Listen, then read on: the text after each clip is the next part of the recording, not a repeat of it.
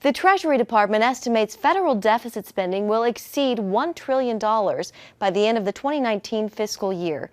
One watchdog group says a lot of that has to do with earmarks, an old tactic some had thought went away. The 2019 Pig Book shows that Congress still has pork barrel fever, and their only prescription has been more earmarks. The report, put out this week by Citizens Against Government Waste, exposes 282 earmarks in fiscal year 2019, costing taxpayers some $15 billion, more than a 20% increase from the previous year, despite the fact that earmarks were banned in 2011. The increase in pork barrel spending has occurred behind closed doors and hidden from taxpayers. And some of its findings are, well, head-scratching.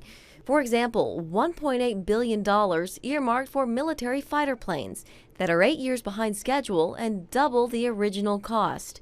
Another $65 million for the Pacific Coastal Salmon Recovery Fund, $13.8 million for the wild horse and burrow management, $12 million for the aquatic plant control program, and $9 million earmarked for a fruit fly quarantine program. There was a study last year spending $2 million to discover if the person in front of you in the cafeteria sneezes on the food, are you more or less likely to eat that food? Senator Rand Paul's pennies plan to balance the budget in 5 years and cut spending by $11 trillion was defeated. The bottom line is, if you have $100 and next year I give you 95, you're going to be better with your spending. You'll cut out the fluff, you'll cut out the waste. I fear that it might take another financial crisis before Congress acts. But then it might be too late. The Heritage Foundation's Stephen Moore says D.C. is in the middle of a bipartisan spending spree. We've seen a rocketing of our debt, especially in the last 10 years. Citizens Against Government Waste attributes the recent increase in pork barrel spending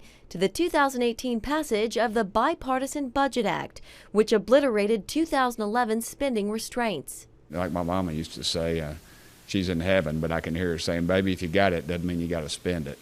And I'm afraid we don't have it and we're still spending it. These lawmakers say it's up to you to hold all of them accountable and to check out your representative's score. If it's less than stellar, consider voting them out and next time at the ballot box.